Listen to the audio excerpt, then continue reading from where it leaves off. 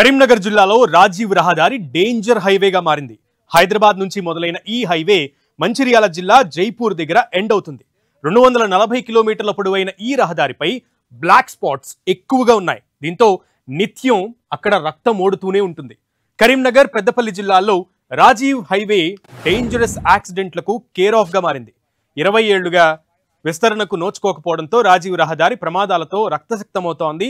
కరీంనగర్ జిల్లాలో రాజీవ్ రహదారిపై ప్రమాదాలకు సంబంధించి మరింత సమాచారం మా ప్రతినిధి సతీష్ అందిస్తారు.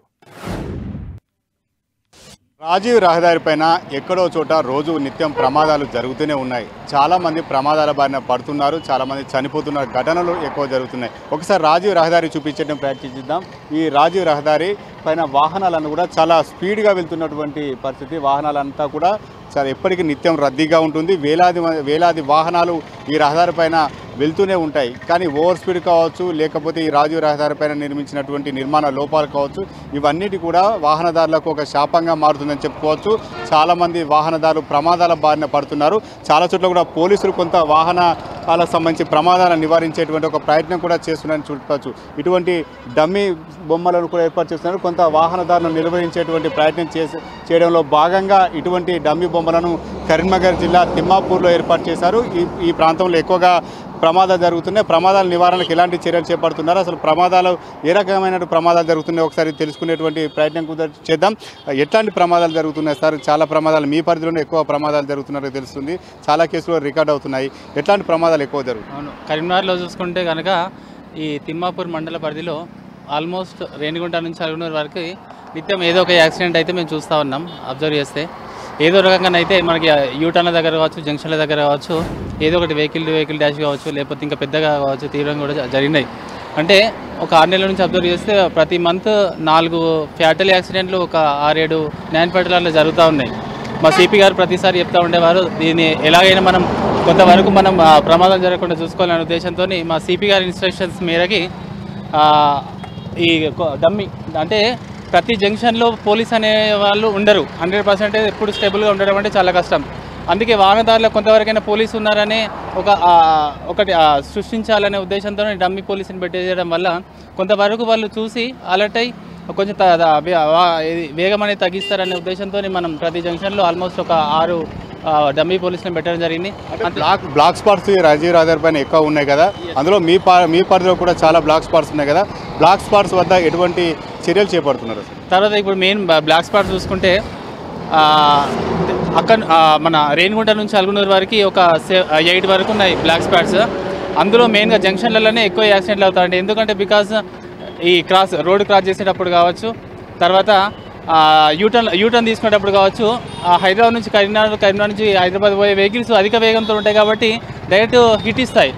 అలాంటి వాళ్ళ యొక్క వేగాన్ని కంట్రోల్ చేయాలనే ఉద్దేశంతో మనం స్టాపర్లు కూడా అరేంజ్ చేయడం జరిగింది. ఈ స్టాపర్లు ఉండడం వల్ల కొంతవరకు వాళ్ళకి మైండ్లో ఏం పడుతుంది అంటే వెహికల్స్ స్లోగా పోవాలనే మైండ్లో కాన్సెప్ట్ ఉంటుంది కాబట్టి ఈ స్టాపర్లు కొంచెం పెట్టడం. తర్వాత ఈ జంక్షన్ల వద్ద మెయిన్గా ఎవరైతే ఎక్కువ యాక్సిడెంట్లు ఎక్కువైతున్నాయో అక్కడ మనం డమ్మీ పోలీసులు పెట్టడం వల్ల వాళ్ళ యొక్క వేగాన్ని మనం కంట్రోల్ చేయగలుగుతాం. కాబట్టి ఆ కాన్సెప్ట్తోనే ఈ రాజీవ్ దారి రేణిగుంట వరకు కూడా ఇవన్నీ కూడా అరేంజ్ చేయడం జరిగింది. మొత్తం ఆల్మోస్ట్ 13 యూటర్న్లు ఉంటే. అంటే ఎన్ని పాయింట్స్ ఉన్నాయి సార్ మీ పరిధిలో? యాక్సిడెంట్స్ పాయింట్స్ ఎన్ని యాక్సిడెంట్స్ పాయింట్స్ ఉన్నాయి? ఇటీవల కాలంలో ఎటువంటి యాక్సిడెంట్స్ అయ్యాయి సార్? టోటల్గా చూసుకుంటే మనకి 8 బ్లాక్ స్పాట్స్ ఉన్నాయి. మా ఎల్ఎండి పోలీస్ స్టేషన్ పరిధిలో 8 బ్లాక్ స్పాట్స్ ఉన్నాయి. తర్వాత యాక్సిడెంట్లు చూసుకుంటే ప్రతి జంక్షన్ల దగ్గర ఆల్మోస్ట్ ఒక 2-3 ఫ్యాటల్ అయినాయి. మనం లాస్ట్ మంత్ కనుక చూసుకుంటే 5 ఫ్యాటల్ అయినాయి. అంటే ప్రతిసారి అంటే ఏదో విధంగా మనకు అవుతూ ఉన్నాయి యాక్సిడెంట్లు. ఎర్లీ మార్నింగ్ అంటే ఓవర్ స్పీడ్ కావచ్చు.